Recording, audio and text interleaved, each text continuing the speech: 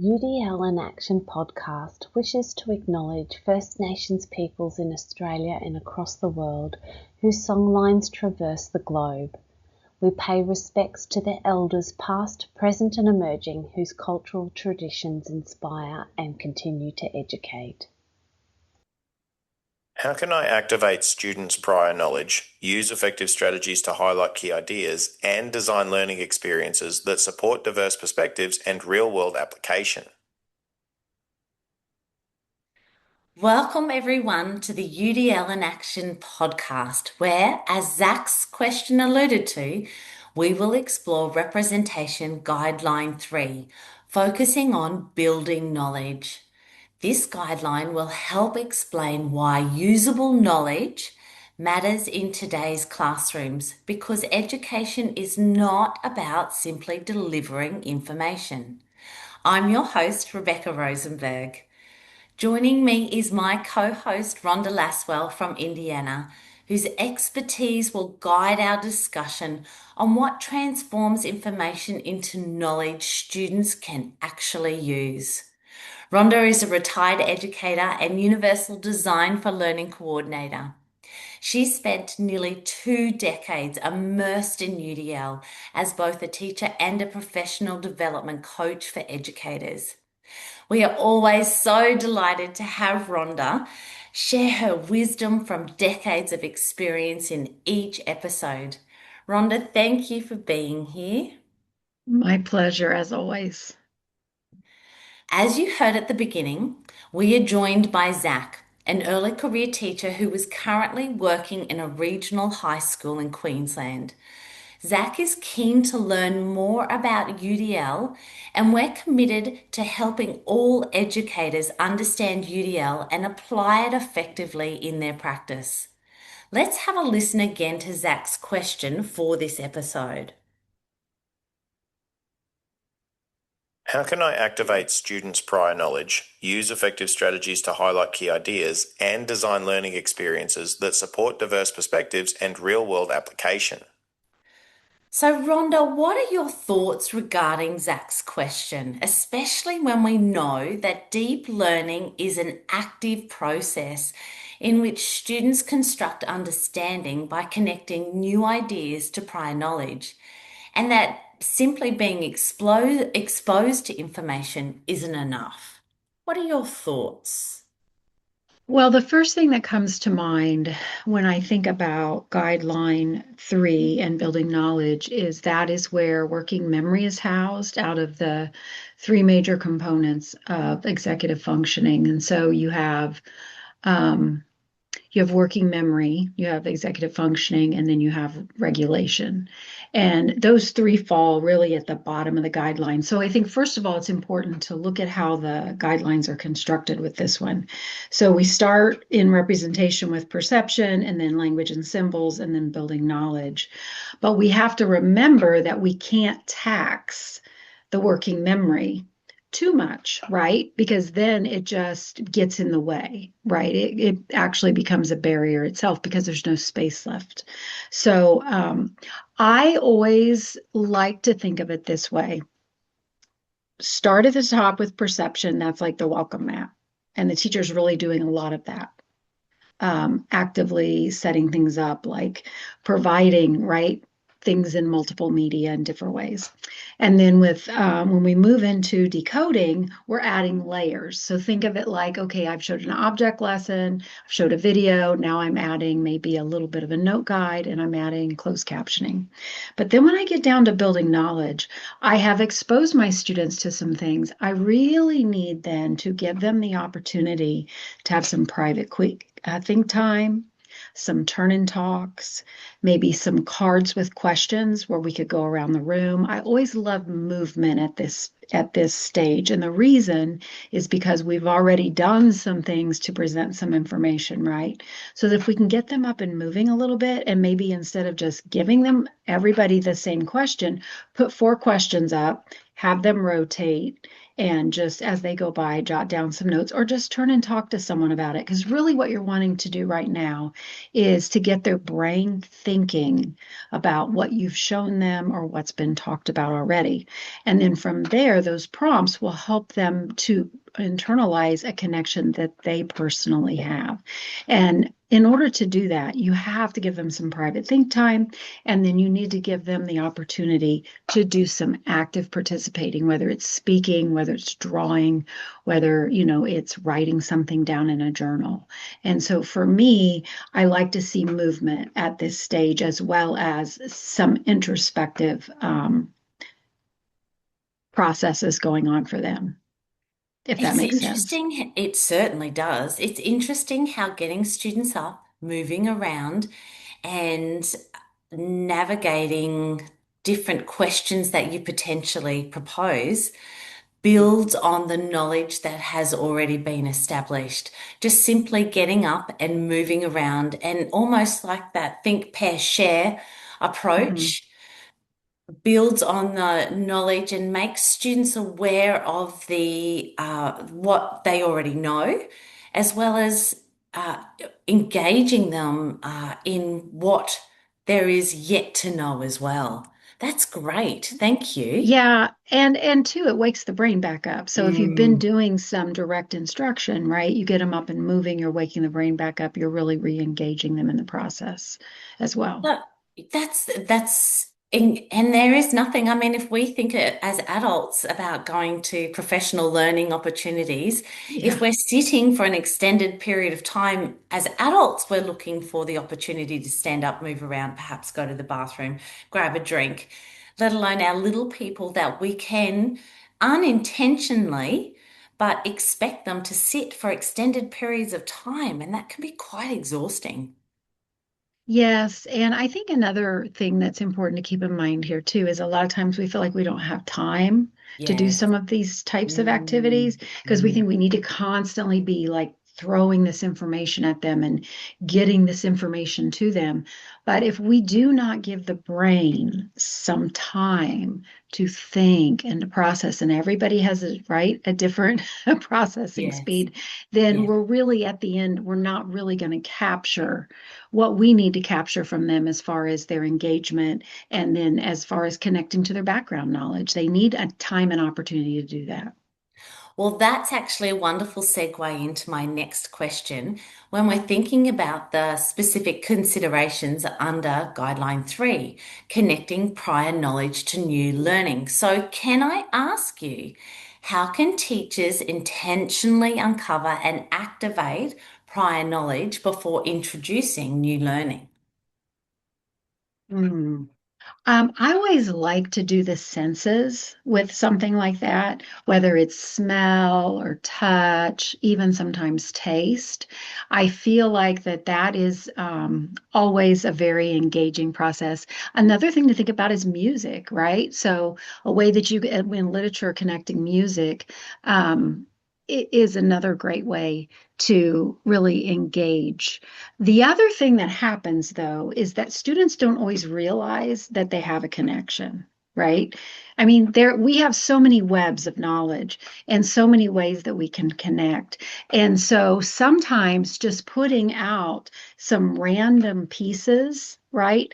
Pieces of a picture or pieces to a cartoon where they come and they put the cartoon together, or just pieces to something that makes a mosaic that comes together, then they can each find a piece that they connect with, and then you can say how that comes back to creating the whole.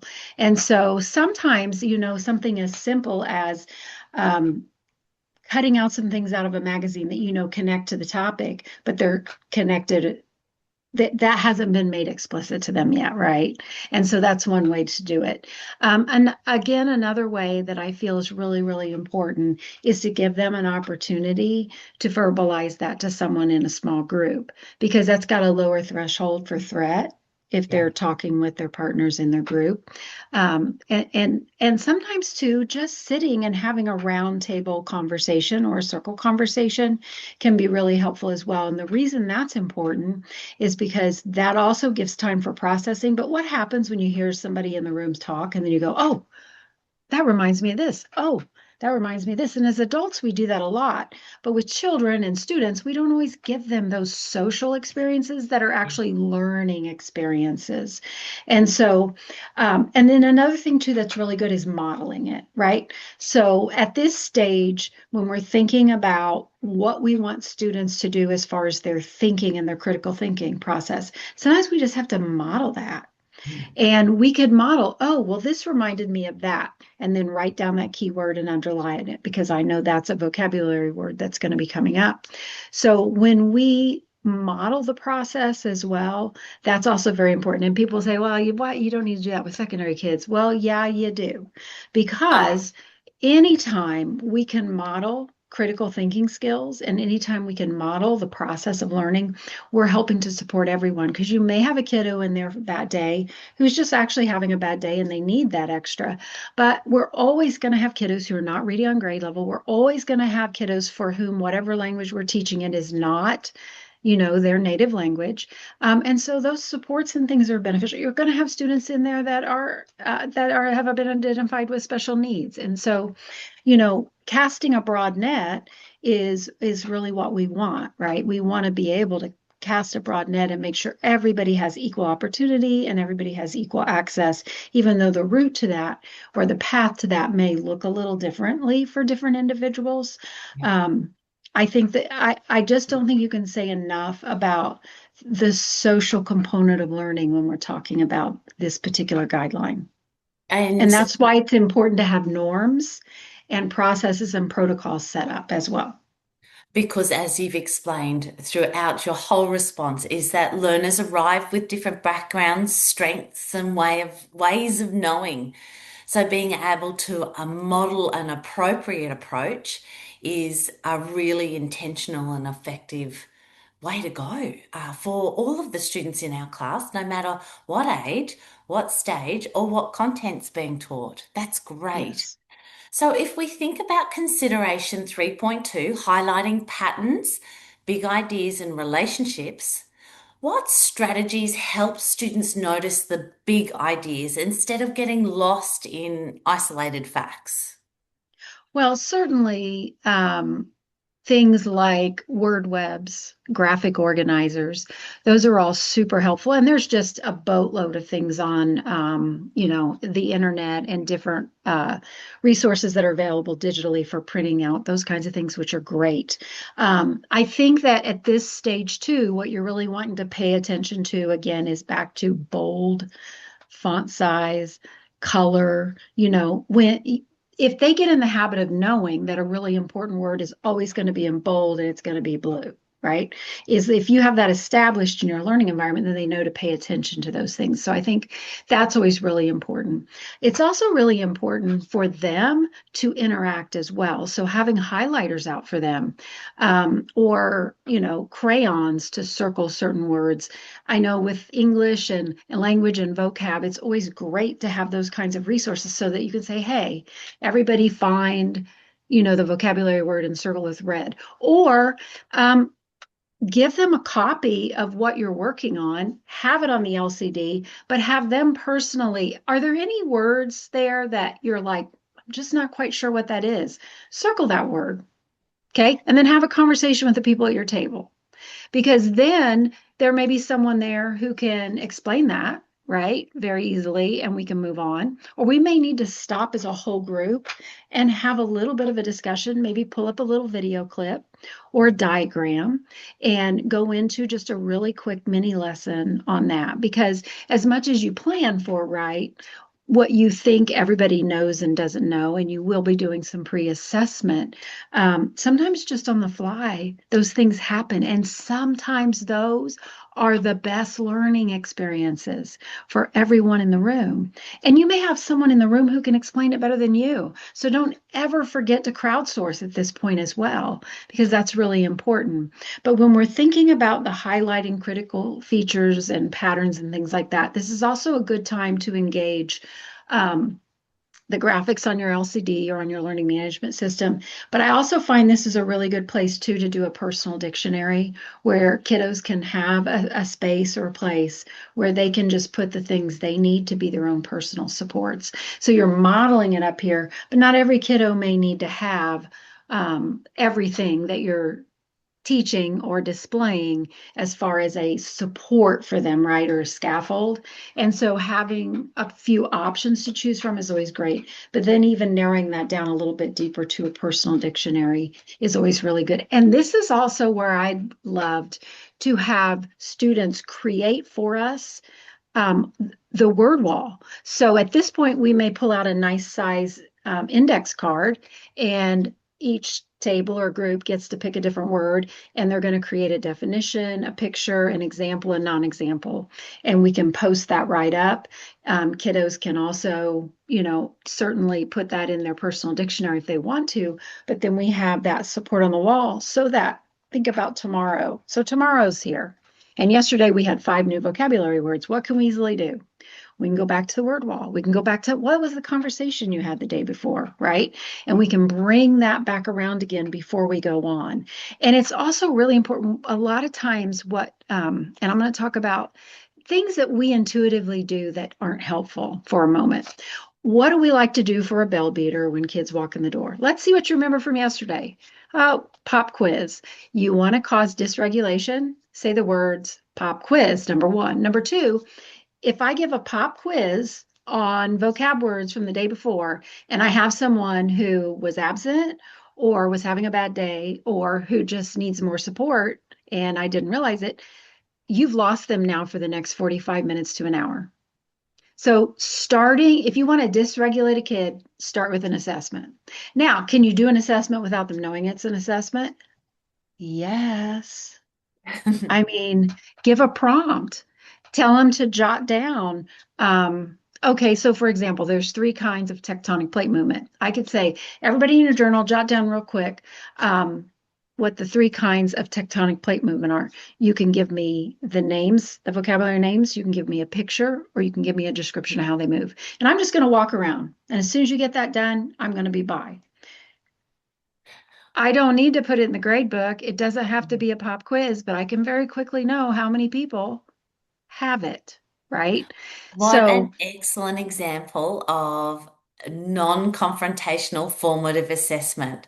That these strategies that you're describing, they help learners connect ideas to the learning goals without it being confronting by teachers unintentionally, once again, using terminology like pop quiz, which is so unsettling, especially if learners feel unprepared for what's about to be presented to them. This is so well Right. described here. And if as you're walking around, you're getting that one-on-one time if you need it a little bit. Everybody's thinking. There may be some conversations. That's great. Why shouldn't they crowdsource? Yeah. I mean, I'm engaging their knowledge, right? And even a kiddo who says to me, well, I remember 2 go together, 2 scrape past each other, and 1 goes under the other one. Pa! That's the 3, right? Whether oh, I'm so glad you remembered that. We're going to work on those vocab words, but you've got it, right? And so you get that opportunity to build that reinforcement, and especially if you have a kiddo who needs that extra adult, right? Pump into their spirit, so to speak. You get those small opportunities to pepper that in as well as you go. And you're building relationship, and in building relationship, you're providing that safe learning environment and that sense of belonging, which, just as we go back to the very beginning and when you were talking about working memory and not overwhelming that working memory, doing these simple strategies just provides all students with that environment to continue to want to learn and want to engage and be lifelong learners, which is it's our, as teachers, that's our goal. We want students to want to continue to learn. That's great. That's great. So when it comes to consideration 3.3, cultivating multiple ways of knowing and making meaning, How might we incorporate multiple ways for building individual and collective knowledge? Well, I think the first place my brain always goes to with this one is math, right? Because there's more than one way to get to a right answer.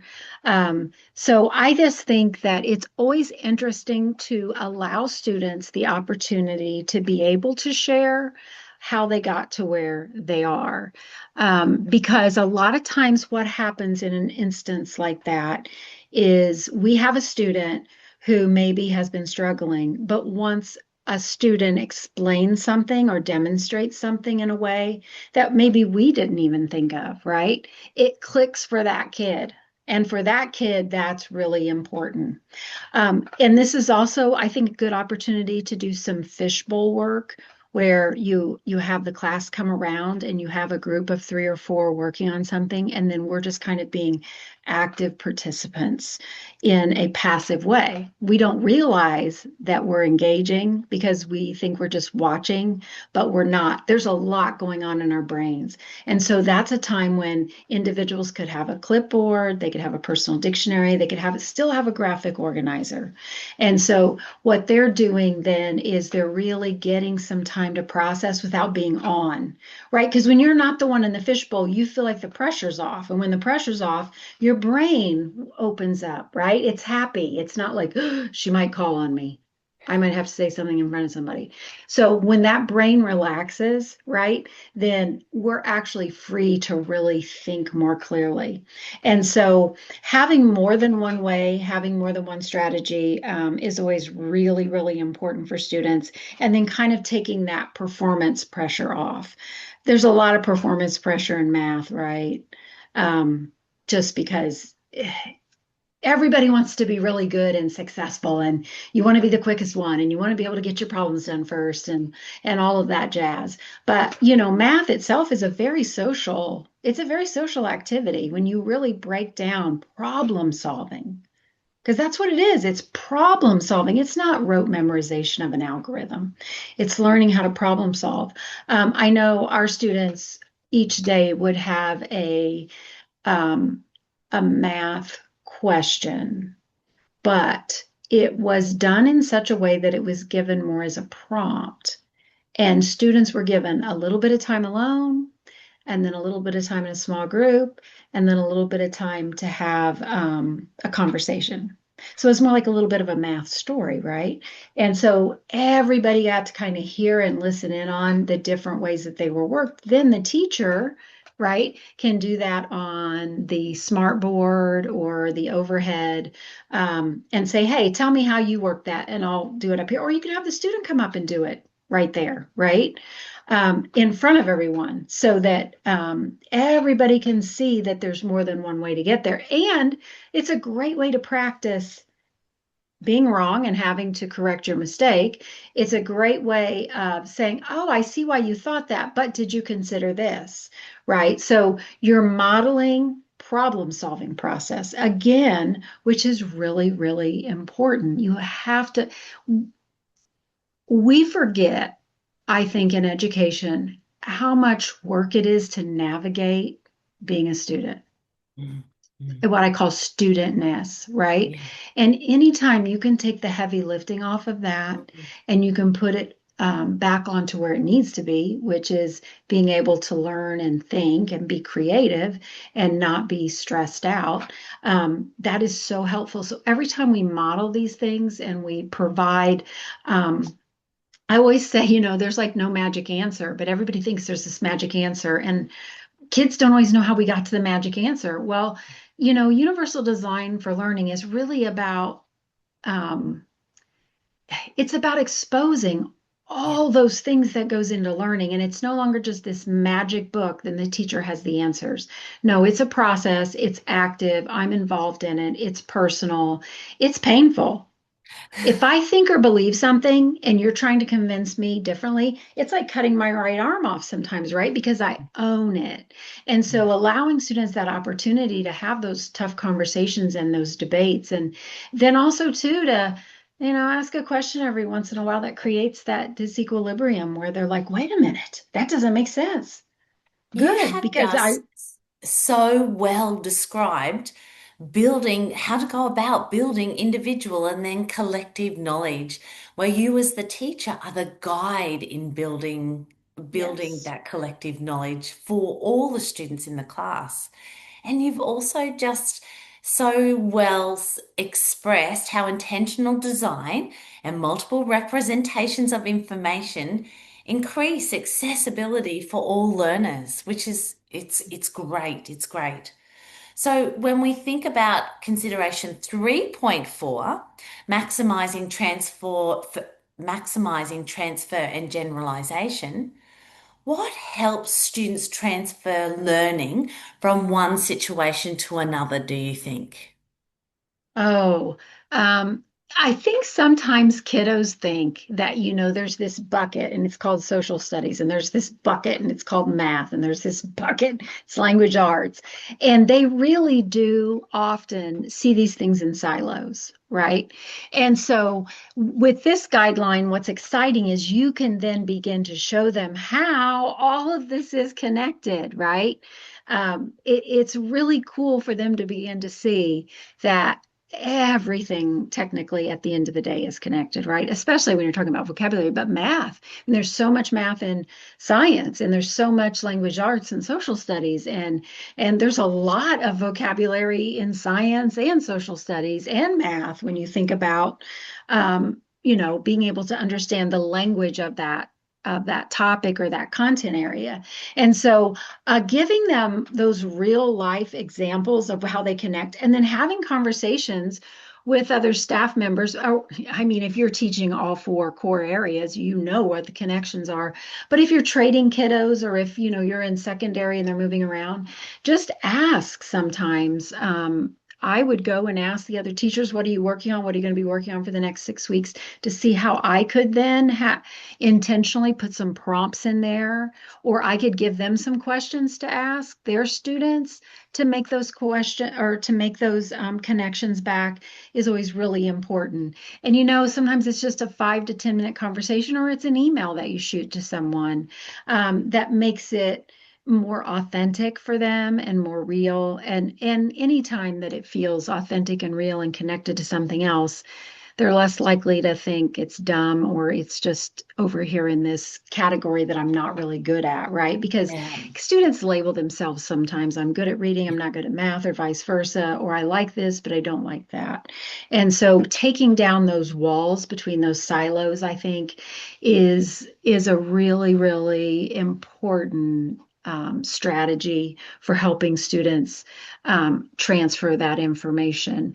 And then again, giving them open-ended questions and giving them an opportunity to think about where they've had that connection. Because even problem solving, like when we talk about problem solving skills, if you were to ask a kiddo, so I know you like to skateboard, and I noticed you said you'd learned this new trick. How many times did you practice that? Yeah. Well, we know it was probably a lot. Well, what were all the different strategies you did? Oh, so what did you tell Yeah. yourself? And I could very easily write a hypothesis out of what they described to me. And I would write the hypothesis up on the board while they were describing how they learned to do that. And I said, well, you're doing science every time you go to the skateboard park, you know? And And and so we know that learning matters most when children or students can apply it beyond the classroom, such as what you've described. And from our Australian curriculum perspective, this is why what's known as the cross-curriculum priorities are so important, and that they need to be considered as teachers in our planning, in our teaching, and in our assessment. That's great. That's absolutely. great. So the challenge for our listeners is, what is one small instructional shift you could make this week to help students build more usable knowledge, just by implementing perhaps one strategy that Rhonda has shared with us today. Remember, UDL isn't about doing more. It's about designing smarter with intention and empathy. Rhonda, your wisdom and generosity in sharing practical ways, time and time again, to put UDL into action is so very much appreciated. Before we wrap up, though, what's one takeaway you'd like our listeners to walk away with today? Oh, I think that it is to ask yourself, how can I make my learning environment a more social experience for students? And I don't mean socializing verbatim. I just mean a more social learning experience. And how can you really crowdsource in order to help students feel like they have a voice, to feel safe, and to feel like learning is a two-way street? That's excellent.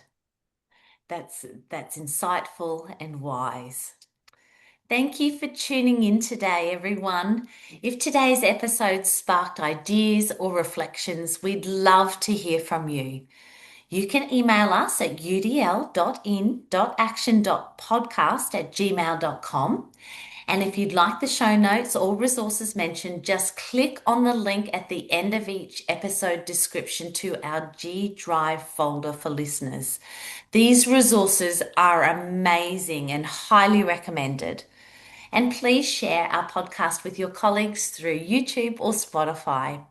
Until next time, keep designing for possibility, not predictability.